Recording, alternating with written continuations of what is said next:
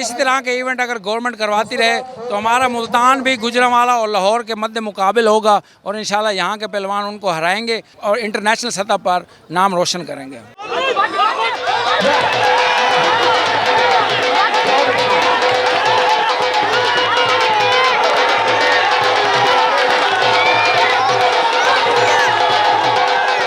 इससे जो है मजीद पजीराई मिलेगी पहलवानों को भी और बच्चों को भी कि वो भाई ये पहलवानी के शोबे में भी आएँ ताकि अपनी सेहत बनाएं, ताकि उनके जिस्म तो तंदुरुस्त होता ही है, ज़हन भी तंदुरुस्त होता है इससे।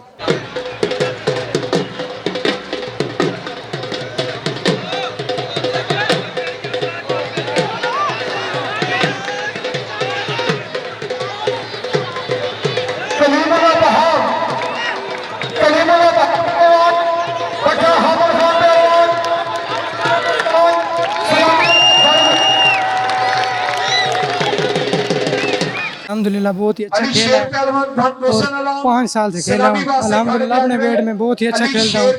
पंजाब में भी खेला हूँ और लाहौर में भी बहुत सारे खेले हैं। अल्हम्दुलिल्लाह जीता भी हूँ, हारा भी हूँ। ये तो नसीब है, खेल है, हारते भी हैं जीतते भी हैं।